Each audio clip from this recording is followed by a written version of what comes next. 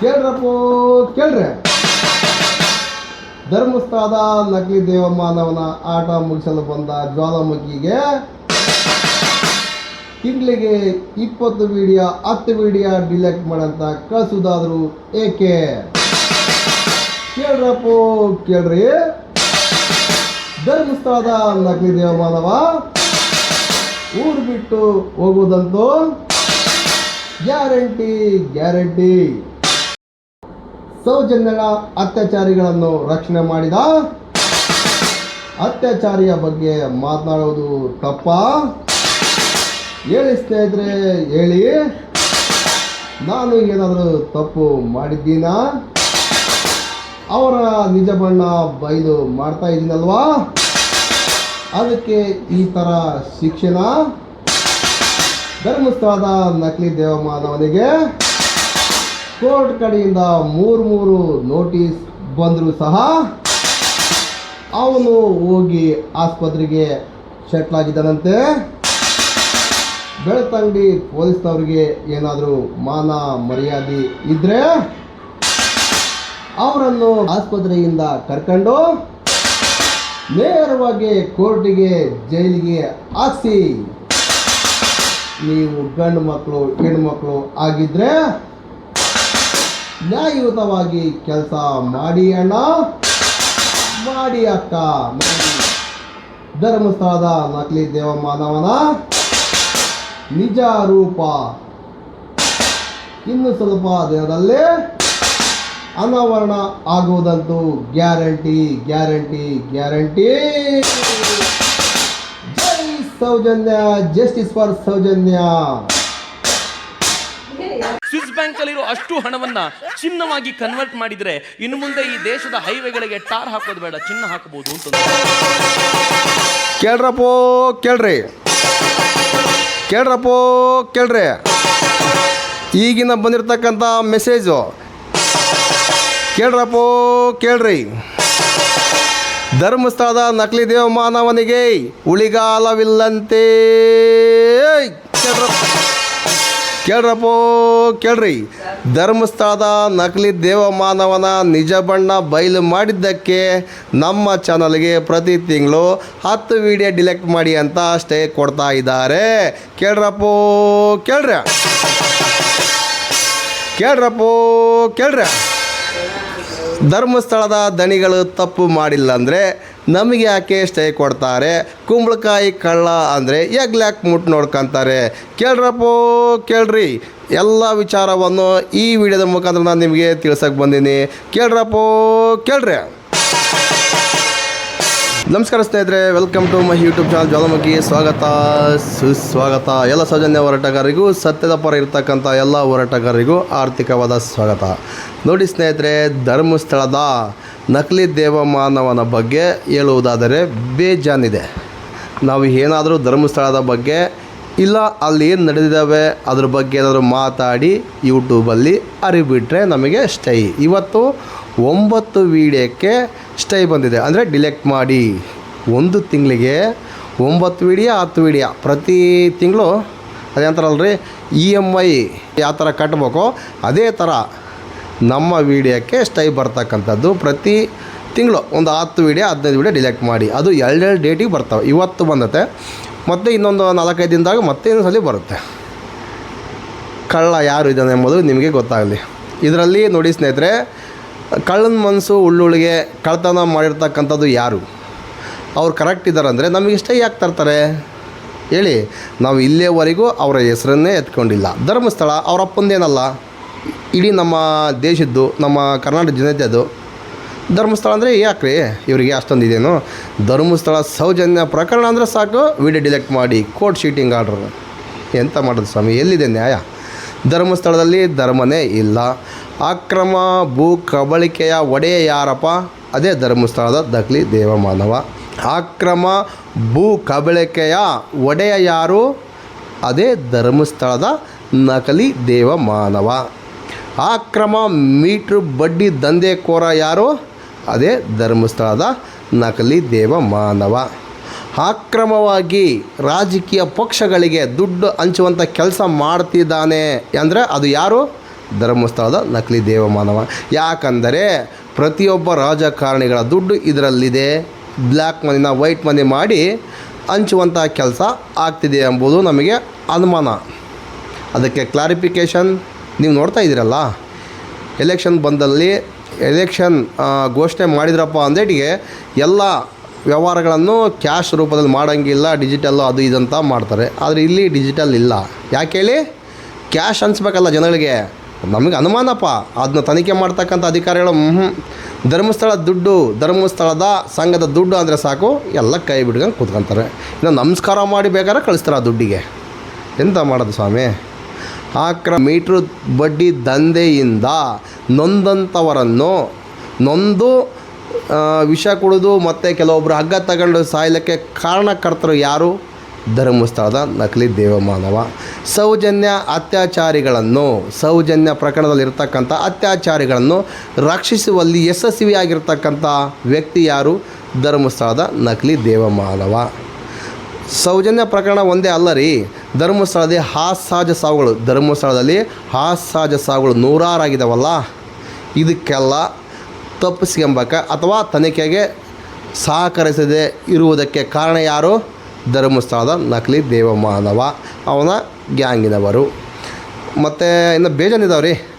ಧರ್ಮಸ್ಥಳದಲ್ಲಿ ಜೋಡಿ ಹತ್ಯೆ ಅಂದರೆ ಆನೆ ಮಾವತನ ತಂಗಿ ಪ್ರಕರಣದಲ್ಲಿ ಸಿಕ್ಕಾಕೋಬಾರ್ದಂತೇಳಿ ತಪ್ಪಿಸ್ಕೊಳ್ಳೋಕ್ಕೆ ಸಹಾಯ ಮಾಡಿದಂಥ ವ್ಯಕ್ತಿ ಯಾರು?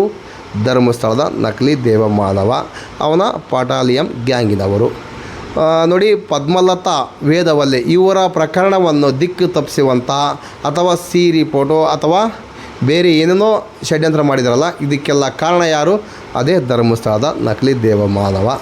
ಧರ್ಮಸ್ಥಳದ ನಕಲಿ ದೇವಮಾನವನ ಕೈಯಲ್ಲಿ ನಮ್ಮ ಸರ್ಕಾರದ ಪೊಲೀಸ್ನವರೆಲ್ಲ ಶಾಮೀಲಾಗಿದ್ದಾರೆ ಎಂಬುದರ ಬಗ್ಗೆ ನಮಗೆ ಗುಮಾನಿ ಇದೆ. ಇದ್ರ ಬಗ್ಗೆ ನಾವು ಏನಾದರೂ ವ್ಯಕ್ತಪಡಿಸೋಕೆ ಹೋದರೆ ನಾವು ಹಿಂದೂ ಧರ್ಮಕ್ಕೆ ಧಕ್ಕೆ ತರ್ತಾ ಇದ್ದೀರಿ ನೀವು, ಹಾಗೆ ಹೀಗೆ ಅಂತೆಲ್ಲ ನಮ್ಮ ಕಾಮೆಂಟ್ ಸೆಕ್ಷನಲ್ಲಿ ಬಂದು ಕಾಮೆಂಟ್ ಮಾಡ್ತಾ ಇದ್ದೀರಿ. ಸರಿ, ಆಯಿತು, ಕಾಮೆಂಟ್ ಮಾಡಿ, ಬೇಡ ಅಂತ ಹೇಳ್ತಿಲ್ಲ. ನಮ್ಮ ಮೀಟ್ರ್ ಬಡ್ಡಿ ದಂಧೆಕೋರರ ಬಗ್ಗೆ ಹೇಳ್ಬೇಕಂದ್ರೆ ಬೇಜಾನಿದೆ. ಅದರಲ್ಲಿ ಶಾರ್ಟ್ ಕಟ್ಟಾಗಿ ಹೇಳ್ಬೇಕಂದ್ರೆ ನೋಡಿ ಸ್ನೇಹಿತರೆ, ನೀವೇನಾದರೂ ಧರ್ಮಸ್ಥಳದ ಅಂದರೆ SKRDP ಸಂಘದಲ್ಲಿ ಲೋನ್ ತಗೊಂಡಿದ್ರೆ ನಿಮ್ಮ ಮನೆ ಬಾಗಿಲಿಗೆ ಬಂದು ನಿಮಗೆ ಸಿವಿಲ್ ಇಂಟ್ರ್ ಆಗುತ್ತೆ, ನಿಮಗೆಲ್ಲಿ ಸಾಲ ಸಿಗೋದಿಲ್ಲ, ಹಾಗೆ ಹೀಗೆ ಎಲ್ಲ ಪುಂಗ್ತಾ ಇದ್ದರೆ ಇದನ್ನು ದಯವಿಟ್ಟು ನಂಬಕ್ಕೆ ಹೋಗಬೇಡಿ. ಸರ್ಕಾರ ಇವರ ಅಪ್ಪಂದಲ್ಲ, ಇದು ಒಂದು ಸ್ವಸಹಾಯ ಸಂಘ ಆಗಿರ್ತಕ್ಕಂಥದಕ್ಕೆ ಸಿವಿಲ್ ಇಂಟ್ರ್ ಆಗೋಕ್ಕೆ ಚಾನ್ಸೇ ಇಲ್ಲ. ಅವರು ಏನಾದರೂ ಡೈರೆಕ್ಟಾಗಿ ನಿಮ್ಮ ಅಕೌಂಟ್ಗೆ ಬ್ಯಾಂಕಿಂದ ಲೋನ್ ದುಡ್ಡನ್ನು ಹಾಕಿದರೆ ಆವಾಗ ಸಿವಿಲ್ ಇಂಟ್ರ್ ಆಗುವ ಚಾನ್ಸ್ ಇರ್ತಿತ್ತು. ಆದರೆ ಆ ಥರ ಇವರು ಇಲ್ಲಿವರೆಗೂ ಆ ಕೆಲಸನ ಮಾಡಿಲ್ಲ. ಯಾಕಂದರೆ ನಿಮಗೆ ಬಂದಿರತಕ್ಕಂಥ ದುಡ್ಡು ಎಲ್ಲಿಂದ? ಬ್ಯಾಂಕಿಂದ ಅಂತ ಅವ್ರು ಹೇಳ್ತಿದ್ದಾರಲ್ಲ, ನಿಮ್ಮ ಅಕೌಂಟನ್ನು ನೀವು ಒಮ್ಮೆ ಚೆಕ್ ಮಾಡಿಸ್ಕೊಳ್ಳಿ. ಇಲ್ಲ ಸಾಲ ಇವಾಗ ತೊಗೊತಿದ್ದೀರ ಅಂದರೆ ದಯವಿಟ್ಟು ಚೆಕ್ ಮಾಡಿಸ್ಕೊಂಬನ್ನಿ. ಯಾವುದೇ ಕಾರಣಕ್ಕೂ ಬ್ಯಾಂಕಿಂದ ಅವ್ರು ಹೇಳ್ತಕ್ಕಂಥ ಬ್ಯಾಂಕಿಂದ ನಿಮ್ಮ ಅಕೌಂಟಿಗೆ ₹1 ಸಹ ಇಲ್ಲಿವರೆಗೂ ಬಂದಿಲ್ಲ. ಇನ್ನು ಮುಂದೆ ಕೂಡ ಬರುತ್ತೋ ಬಿಡುತ್ತೋ ನನಗಂತೂ ಗೊತ್ತಿಲ್ಲ. ಆದರೆ ಇಲ್ಲಿಯವರೆಗೆ ಬಂದಿರತಕ್ಕಂಥದ್ದು SKRDP, ಅದು ಸೇವಾ ಟ್ರಸ್ಟ್, BC ಟ್ರಸ್ಟ್ ಅಂತ ಏನೋ ಇದೆ, ಒಟ್ಟಿನ ಸೇವಾ ಟ್ರಸ್ಟ್ ಅಂತ ಸರ್ಕಾರಕ್ಕೆ ಅವ್ರು ತೋರಿಸಿದ್ದಾರೆ. ನಾವು ಸೇವೆ ಮಾಡ್ತಾ ಇದ್ದೀವಿ ಅಂದರೆ ಬಡವರಿಗೆ, ನಿರ್ಗತಿಕರಿಗೆ, ಇಲ್ಲ ಅಂದ್ರೆ ಮತ್ತು ನಾವು ನಿರ್ಗತಿಗೆ ಇದ್ದಂಗಲ್ವಾ, ಶ್ರೀಮಂತರು ಇದರಲ್ಲಿ ಯಾರೂ ಸಾಲ ಮಾಡ್ತಾಯಿಲ್ಲ. ನಾವು ನಿರ್ಗತಿಕರು ಸಾಲ ತಗೊತೀವಿ. ಸಾಲ ಅಲ್ಲ ರೀ, ಅದು ಅವ್ರು ಕೊಡ್ತಕ್ಕಂಥದ್ದು ಗೌರವ ಧನ ಅಥವಾ ಪ್ರೋತ್ಸಾಹ ಧನ. ಅವ್ರು ಹೇಳ್ಕೊತಿದ್ದಾರೆ, ನಾವು ಇಷ್ಟು ಜನಗಳಿಗೆ ಉದ್ಧಾರ ಮಾಡಿದ್ದೀವಿ, ಗ್ರಾಮೀಣ ಅಭಿವೃದ್ಧಿ ಮಾಡ್ತಾ ಇದ್ದೀವಿ. ಗ್ರಾಮೀಣ ಅಭಿವೃದ್ಧಿ ಅಂದರೆ ಹೆಂಗೆ?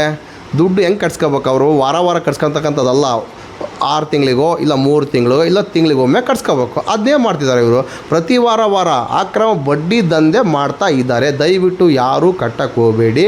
ಇದು ಸೇವಾ ಟ್ರಸ್ಟಿಂದ ಬಂದಿರತಕ್ಕಂಥದ್ದು. BC ಟ್ರಸ್ಟ್, SKRDP BC ಟ್ರಸ್ಟಿಂದ ನಿಮ್ಮ ಅಕೌಂಟಿಗೆ ಲೆಫ್ಟ್ ಆಗಿರ್ತದೆ. ನನಗೆ ಕೂಡ ಅಲ್ಲಿಂದ ಬಂದಿರತಕ್ಕಂಥದ್ದು. ನಂದು ಇನ್ನೊಂದು 50-60 ಸಾವಿರ ಇರ್ಬೋದು. ನಾನು ಇಲ್ಲಿವರೆಗೂ ಕಟ್ಟಿಲ್ಲ, 1 ವರ್ಷ ಮೇಲೆ ಆಯಿತು. ಇಲ್ಲಿಯವರೆಗೂ ನನಗೆ ಯಾವುದೇ ಒಂದು ಸಿವಿಲ್ ತೊಂದರೆ ಆಗಿಲ್ಲ. ನಿಮಗೇನಾದರೂ ತೊಂದರೆ ಆಗಿದ್ದು ದಯವಿಟ್ಟು ನನ್ನ ನಂಬರ್ ನನ್ನ ಯೂಟ್ಯೂಬಲ್ಲೇ ಸಿಗುತ್ತೆ, ನನಗೆ ಫೋನ್ ಮಾಡಿ ಕೇಳಿ. ನಾನು ನಿಮಗೆ ಯಾವ ದಾಖಲಾತಿ ಬೇಕೋ ಆ ದಾಖಲಾತಿ ಸಮೇತ ಕೊಡೋಕೆ ರೆಡಿ ಇದ್ದೀನಿ. ದಯವಿಟ್ಟು ಇದರಲ್ಲಿ ಕಟ್ಟಿ ಮೋಸ ಹೋಗಬೇಡಿ. ತಗೊಂಡಿದ್ದೀರಾ, ಅದು ನಿಮಗೆ ಕೊಡ್ತಕ್ಕಂಥದ್ದು. ಅವರೇ ಹೇಳಿದ್ದಾರೆ, ಸರ್ಕಾರಕ್ಕೆ ಏನಂತ ಹೇಳಿದ್ದಾರೆ, ನಾವು ಗ್ರಾಮೀಣ ಅಭಿವೃದ್ಧಿ ಮಾಡ್ತೀವಿ ಅಂತ ಹೇಳ್ತಾ ಇದ್ದಾರೆ.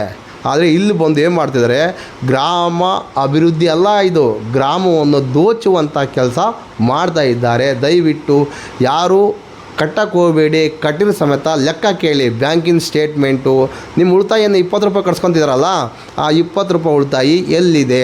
ನಿಮಗೆ ಅದು ಬರೀ 20 ರೂಪಾಯಿ. ಅರ್ಥ ಮಾಡ್ಕೊಳ್ಳಿ ಸ್ನೇಹಿತರೆ, ನಿಮಗದು ಬರೀ 20 ರೂಪಾಯಿ. ನಾವು 10 ಜನ ಇದ್ದೇವಪ್ಪ, 10 20, 200 ರೂಪಾಯಿಂದ ಏನಾಗುತ್ತೆ?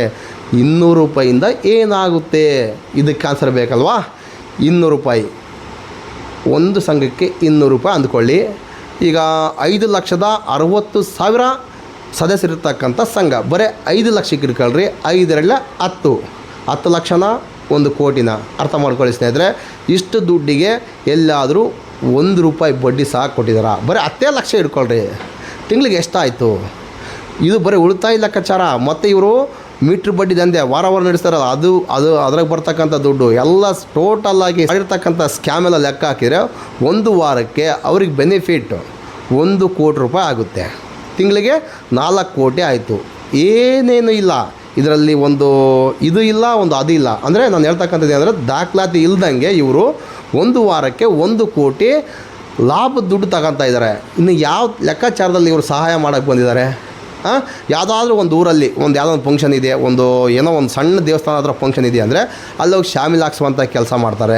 ಅಲ್ಲಿ ಎಷ್ಟು ಒಂದು 5,000ನೋ 10,000 ಇಲ್ಲ ಒಂದು 2 ಪ್ಯಾಕೆಟ್ ಅಕ್ಕಿನೋ ಏನೋ ಒಂದು ಮಾಡಿ ಒಂದು 50 ರೂಪಾಯಿಗೆ ಒಂದು ಶಾಲ್ ತಂದು ಕೊಟ್ಟು ಎಲ್ಲ ಊರಿನ ಕೆಲವೊಂದು ಪ್ರಮುಖರು, ಅಂದರೆ ಅವರಿಗೆ ಫೇವರ್ ಆಗಿರ್ತಕ್ಕಂಥವ್ರಿಗೆ, ಅವ್ರಿಗೆ ಏನು ಸಹಾಯ ಮಾಡಿರ್ತಾರಲ್ಲ, ಕಟ್ಸ್ರಿ ಅಂತಂದು ಹೋಗಿ ಹೇಳ್ತಿರ್ತಾರಲ್ಲ, ಅಂಥ ಮೋಡ್ರನ್ನೇ ಹಿಡ್ಕೊಬೋದು. ದಡ್ಡ ಮುಂಡೆ ಮಕ್ಕಳೇ ಹಿಡ್ಕೊಬೋದು. ಇವ್ರು ಕೆಲಸ ಮಾಡ್ತಕ್ಕಂಥದ್ದು ಅಂದರೆ ದಡ್ಡ ಮುಂಡೆ ಮಕ್ಕಳು ಹಿಡ್ಕೊಂಡು ಅವ್ರಿಗೊಂದು ಶಾಲೆ ಹಾಕ್ಬಿಡೋದು. ಅವ್ರಿಗೆ ಶಾಲೆ ಹಾಕ್ದಿರಿ ಅವ್ರ ಮಕ್ಕಳೇ ಮ್ಯಾಕ್ ಹೋಗ್ಬಿಡುತ್ತೆ.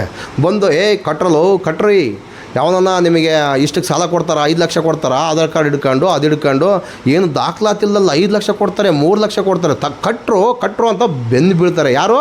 ನಮ್ಮ ಊರಿನ ಪ್ರಮುಖರು ಅನ್ಬೇಕು, ಅವ್ರನ್ನ ಲೋಫರ್ಗಳು ಅನ್ಬೇಕು, ಪ್ರಮುಖರನ್ನು. ನನಗಂತೂ ಅರ್ಥನೇ ಆಗ್ತಿಲ್ಲ. ಲೆಕ್ಕ ಏನು ಕೇಳಕ್ಕೆ ಹೋಗಂಗಿಲ್ಲ. ಧರ್ಮಸ್ಥಳ ದುಡ್ಡು ಕಟ್ರಿ ಅಷ್ಟೇ. ಇಂಥ ಲೋಫರ್ಗಳಿಗೆ ಕರೆಕ್ಟಾಗಿ ನಾನು ಬರ್ಕೊಟ್ಟಿನಿ, ಇಷ್ಟಾಗುತ್ತೆ ಇಷ್ಟಿಲ್ಲ ಅಂತಂದು ಕೆಲವೊಬ್ಬ ಲೋಫರ್ಗಳಿಗೆ.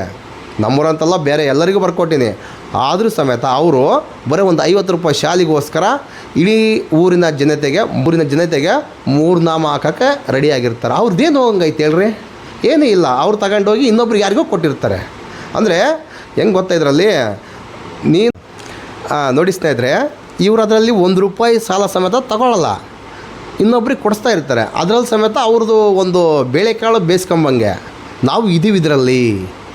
ನಮ್ಮ ಹೆಸರಲ್ಲಿ ಕರೆಕ್ಟಾಗಿ ಹೋಗ್ತಿದೆ ದುಡ್ಡು. ಯಾಕಂದ್ರೆ ನಾವು ಬೇರೆ ಹೆಸರಲ್ಲಿ ಬೇರೆ ತಗೊತಿರ್ತಾರಲ್ಲ, ಅವರು ನೋಡಪ್ಪ ನನ್ನ ಹೆಸರಿಗೆ ಆದರೂ ನಾನು ಹೆಂಗೋ ಮಾಡ್ಬೋದಾಗಿತ್ತು, ಬೇರೆ ಹೆಸರಂದು ಪಾಪ ಅವರಿಗೆ ಮರ್ಯಾದೆ ಹೋಗುತ್ತೋ ಹಂಗೆ ಹಿಂಗೋ. ಅದೇನು ಮರ್ಯಾದೆ ಅಂಥದ್ದೇನಿಲ್ಲ. ನಾವು ಅವ್ರ ದುಡ್ಡು ಅವ್ರಿಗೆ ಕಟ್ತೀವಲ್ಲ, ಅವ್ರು ಏನು ಮಾಡ್ತಾರೆ ಗೊತ್ತಾ? ಅದೇ ಧರ್ಮಸ್ಥಳ ಸಂಘದವರು ಅಂಥವ್ರನ್ನೇ ಟಾರ್ಗೆಟ್ ಮಾಡ್ತಾರೆ. ಅಂದರೆ ಇವ್ರು ತಗೊಂಡಿಲ್ಲ, ಇವ್ರು ಬೇರೆಯವ್ರಿಗೆ ಕೊಟ್ಟಿದ್ದಾರೆ, ಬೇರೆಯವ್ರಿಗೆ ಕೊಡಿಸಿದ್ದಾರೆ ಅಂಥವ್ರನ್ನಾಗ ನೀನೇನು ಕಟ್ಟೋದಿಲ್ಲ ಮಾರಯ್ಯ, ಅವ್ರು ಕಟ್ಟೋದು ಸುಮ್ಮನೆ ಕಟ್ಸು. ಇನ್ನೂ ಇಬ್ಬರಿಗೆ ಹೇಳ್ತಾರೆ ಅವರು ಕಟ್ಸ್ರಿ ಅಂತ. ಈ ಥರ ಅವ್ರು ತೇಜವಾದಿ ಮಾಡ್ತಾ ಇರ್ತಾರೆ, ತೇಜವಾದಿ ಮಾಡಿ ಕಟ್ಸ್ತಾನೆ ಇರ್ತಾರೆ. ಅವ್ರದ್ದೇನು ಹೋಗೋದಿಲ್ಲ. ದಯವಿಟ್ಟು ಸ್ನೇಹಿತರೆ ಅರ್ಥ ಮಾಡ್ಕೊಳ್ಳಿ. ಯಾವುದೇ ಒಬ್ಬ ದೊಡ್ಡ ಮನುಷ್ಯ ಬಂದು ಹೇಳಿದ ಸಮೇತ ದಾಖಲಾತಿ ಪ್ರಕಾರ ಮಾತಾಡಿ, ದಾಖಲಾತಿ ತಂದು ಕೊಡಿ ಅಂತ ಹೇಳಿ ತಂದು ಕೊಟ್ಟರೆ ನೀವು ಕಟ್ಟಿಲ್ಲ ಕಟ್ಟಕ್ಕೆ ಹೋಗಬೇಡಿ. ಯಾವುದೇ ಕಾರಣಕ್ಕೂ ಈ ಸಂಘದ ಒಂದು ದೌರ್ಜನ್ಯಕ್ಕೆ ನೀವು ನೇಣು ಹಾಕೊಂಬುವಂಥದ್ದು ಇಲ್ಲ ವಿಷ ಕುಡಿಯುವಂಥದ್ದು ಈ ಕೆಲಸ ಮಾಡೋಕ್ಕೆ ಹೋಗಲೇಬೇಡಿ. ಇದು ದೇವರ ದುಡ್ಡಾದರೂ ಸಮೇತ ದೇವರು ಯಾವುದೇ ಕಾರಣಕ್ಕೂ ಬಡ್ಡಿ ಕಟ್ರಿ ಅಂತ ಬಡ್ಡಿ ಕಟ್ರಿ ಅಂತ ಬಿಡೋದಿಲ್ಲ. ಈ ಬಡ್ಡಿ ಲೋಪರ್ ಮುಂಡೆ ಮಕ್ಕಳಿಗೆ ನೀವು ಯಾವುದೇ ರೀತಿಯಿಂದ 1 ರೂಪಾಯಿ ಸಮೇತ ಕಟ್ಟಕ್ಕೆ ಹೋಗಬೇಡಿ.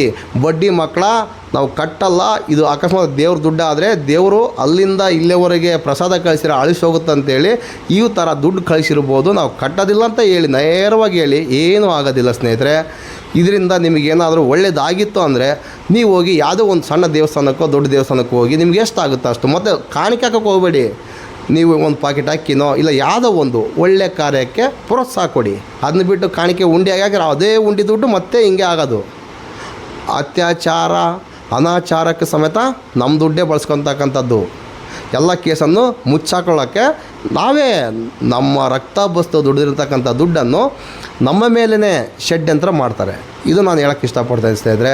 ಇದನ್ನ ಬಿಟ್ಟರೆ ಬೇರೆ ಇನ್ನೇನಿಲ್ಲ. ಯಾವುದೇ ಕಾರಣ ಸ್ನೇಹಿತರೆ, ಈ ಸಂಘದಲ್ಲಿ ನೀವು ಏನಾದ್ರು ದುಡ್ಡು ಕಟ್ಟಿಲ್ಲ ಅಂದರೆ ನಿಮ್ಮ ಆಧಾರ್ ಕಾರ್ಡಿಗೂ ರೇಷನ್ ಕಾರ್ಡಿಗೂ ಯಾವುದೇ ರೀತಿಯ ತೊಂದರೆ ಆಗೋದಿಲ್ಲ, ಮತ್ತು ಸಿವಿಲ್ ಸಮೇತ ಎಂಟ್ರಿ ಆಗೋದೇ ಇಲ್ಲ. ಇದನ್ನು ಮೈಂಡಲ್ಲಿ ಇಟ್ಕೊಳ್ಳಿ. ಇನ್ನೊಮ್ಮೆ ಬೇಕಾದ್ರೆ ಹೇಳ್ತೀನಿ, ಸಿವಿಲ್ ಸ್ಕೋರಿಗೂ ಇದಕ್ಕೂ ಈ ಸಂಘಕ್ಕೂ ಧರ್ಮಸ್ಥಳ ಸಂಘಕ್ಕೂ ಸಂಬಂಧನೇ ಇಲ್ಲ. ಏಕೆಂದರೆ ಇದು ಧರ್ಮಸ್ಥಳದ ಸಂಘ ಆರ್ ಬಿ ಐ ಅಂಡರಲ್ಲಿ ಬರುವುದೇ ಇಲ್ಲ. ಆರ್ ಬಿ ಐ ಲೈಸೆನ್ಸೇ ಇಲ್ಲ ಅಂದರೆ ಅವ್ರ ಅಂಡರಿಗೆ ಯಾಕೆ ತಗೊತಾರೆ ಹೇಳಿ? ಕರ್ನಾಟಕದ ಮನಿ ಲ್ಯಾಂಡ್ರಿಂಗ್ ಆ್ಯಕ್ಟಲ್ಲಿ ಸಮೇತ ಬರೋದಿಲ್ಲ. ಆಗಿದ್ಮೇಲೆ ನೀವು ಯಾಕ್ರಿ ಎದಿರ್ತೀರಾ? ಆಧಾರ್ ಕಾರ್ಡು ಕ್ಯಾನ್ಸಲ್ ಆಗಲ್ಲ, ರೇಷನ್ ಕಾರ್ಡು ಕ್ಯಾನ್ಸಲ್ ಆಗಲ್ಲ, ಸಿವಿಲ್ ಸ್ಕೋರು ಎಂಟ್ರಿ ಆಗಲ್ಲ. ಯಾವುದಕ್ಕೂ ತಲೆ ಕೆಡಿಸ್ಕೋಬೇಡಿ. ನೆಮ್ಮದಿ ಕೂತ್ಕೊಂಡು ಆರಾಮಾಗಿರಿ, ದುಡ್ಕೊಳ್ರಿ, ತಿನ್ನಿರಿ. ಫ್ರೀಯಾಗಿ ಸಿದ್ದರಾಮಯ್ಯ ಅವರು ಅಕ್ಕಿ ಕೊಡ್ತಾರೆ, ಅವ್ನು ಬೇಯಿಸ್ಕೊಂಡು ತಿನ್ನಿರಿ. ಆರಾಮಾಗಿ ಕೆಲಸ ಮಾಡಿ ದುಡ್ಡು ಇಟ್ಕೊಂಡು ಹೆಣ್ಮಕ್ಳಿಗೆಲ್ಲ ಫ್ರೀಯಾಗಿ ಬಸ್ ಬಿಟ್ಟಿದ್ದಾರೆ, ಅಡ್ಡಾಡ್ಕೊಂಬನ್ನಿ. ಈ ಸಂಘದ ದುಡ್ಡನ್ನು ಹೇಗೆ ಕಟ್ಟಬೇಕು, ಹೇಗೆ ಬಿಡಬೇಕು ಎಂಬುದನ್ನು ತಲೆಯಿಂದ ತೆಗೆದುಹಾಕಿ ನೆಮ್ಮದಿಯಾಗಿರಿ. ಇನ್ನೂ 2 ವರ್ಷ ಜಾಸ್ತಿ ಬದುಕ್ತೀರಿ. ಈ ಸಂಘದ ಬಗ್ಗೆ ನೀವೇನಾದರೂ ಜಾಸ್ತಿ ಟೆನ್ಷನ್ ತೊಗೊಂಡ್ರೆ 3 ದಿನ ಬದುಕೋರು 1 ದಿನಕ್ಕೆ ನಿಂತ್ಕೊತೀರಿ. ಹಾಗಾಗಿ ಹೇಳ್ತಕ್ಕಂಥದ್ದು ಸ್ನೇಹಿತರೆ, ನಾನು ಹೇಳ್ತಕ್ಕಂಥದ್ದು 100% ಸತ್ಯ. ನೀವು ಯಾವುದೇ ಒಂದು ಸಿವಿಲ್ ಸ್ಕೋರ್ ಚೆಕ್ ಮಾಡಬೇಕು, ಧರ್ಮಸ್ಥಳ ಸಂಘದ ಏನು ಬರುತ್ತಂತಂದು ಅವ್ರೇನಾದರೂ ಹೇಳಿದರೆ, ನೀವು ಇತ್ತೀಚೆಗೆ ಏನಾದ್ರು ರೆಕಾರ್ಡ್ಸ್ ಕೊಟ್ಟಿದ್ದರೆ ಅವ್ರೇನೋ ಒಂದು ಗೋಲ್ಮಾಲ್ ಮಾಡ್ತಾರೆ ಅಂತ ನನಗಂತೂ ಗೊತ್ತಿಲ್ಲ. ನಾನು ಈಗ 1 ವರ್ಷ ಆಯಿತು, ದುಡ್ಡು 1 ರೂಪಾಯಿನ ಕಟ್ಟಿಲ್ಲ. ಈಗ ಬೇರೆ ಫೈನಾನ್ಸಲ್ಲಿ ಸಮೇತ ನಾನು ಸಾಲ ತೊಗೊತಾ ಇದ್ದೀನಿ. ನಾನು ನನ್ನ ಹೆಂಡತಿ ಯಾರೂ ಕಟ್ಟಿಲ್ಲ, ನಾವಿಬ್ಬರು ತೊಗೊಳ್ತಾ ಇದ್ದೀವಿ. ಜಾಮೀನು ಸಮೇತ ಆಗ್ತಾಯಿದ್ದೀವಿ. ಇದೇವರೆಗೆ ನಮಗೆ ತೊಂದರೆ ಆಗಿಲ್ಲ. ನಿಮಗೇನಾದ್ರು ತೊಂದರೆ ಆಗಿದ್ದರೆ ದಯವಿಟ್ಟು ಕ್ಷಮಿಸಿ, ಏನು ಮಾಡೋಕ್ಕಾಗಲ್ಲ. ನೀವು ಇತ್ತೀಚೆಗೆ ರೆಕಾರ್ಡ್ಸ್ ಕೊಟ್ಟರೆ ಅವ್ರು ಏನು ಬೇಕಾದ್ರೂ ಮಾಡ್ಕೊತಾರೆ. ಮೊದಲೇ ಅವರು ನಕಲಿ ದಾಖಲಾತಿ ಸೃಷ್ಟಿಸುವಲ್ಲಿ ನಂಬರ್ 1 ಫ್ರಾಡ್ಗಳು. ಅಧ್ಯಕ್ಷನಿದಲ್ಲ ನಕಲಿ ದೇವಮಾನವ, ಅವನು ನಂಬರ್ 1 ಫ್ರಾಡ್. ಅವನು ದೊಡ್ಡ ಲೋಫರ್ ಅಂದರೆ ಮೂರ್ಖ. ಇಡೀ ಕರ್ನಾಟಕ ಜನತೆಯನ್ನು ಮೂರ್ಖ ಮಾಡುವಲ್ಲಿ, ಮಂಗ ಮಾಡುವಲ್ಲಿ ನಂಬರ್ 1 ಫ್ರಾಡ್. ಅವನೇ ದೊಡ್ಡ ಮೂರ್ಖ. ಅದನ್ನ ಬಿಟ್ಟರೆ ಬೇರೆ ಇನ್ನೇನಿಲ್ಲ. ಸ್ನೇಹಿತರೆ ನಮಸ್ಕಾರ. ಇಷ್ಟೊತ್ತು ವೀಕ್ಷಣೆ ಮಾಡಿದ್ದಕ್ಕೆ. ನಾನು ಈ ವಿಡಿಯೋದಲ್ಲಿ ಏನಾದರೂ ತಪ್ಪು ಮಾತಾಡಿದರೆ ಅಥವಾ ತಪ್ಪು ಸಂದೇಶ ನಿಮಗೆ ಕಳಿಸಿದರೆ ಸಾರಿ. ನಾನು ಹೇಳ್ತಕ್ಕಂಥದ್ದು 100% ಸತ್ಯ. ನನ್ನ ಪರವಾಗಿಯನ್ನ ಇರಿ, ನೀವು ಯಾರ ಪರವಾಗನ್ನ ಇರಿ, ನಾನು ಮಾತ್ರ ಸತ್ಯದ ಪರ ನಿಂತ್ಕೊಳ್ತಕ್ಕಂಥದ್ದು. ಸತ್ಯಕ್ಕೆ ಜಯವಾಗಲಿ, ನೊಂದವರಿಗೆ ನ್ಯಾಯ ಸಿಗಲಿ, ಇದೇ ನನ್ನ ಉದ್ದೇಶ. ಅದನ್ನ ಬಿಟ್ಟರೆ ಬೇರೆ ಏನಿಲ್ಲ. ನಮಸ್ಕಾರ ಸ್ನೇಹಿತರೆ.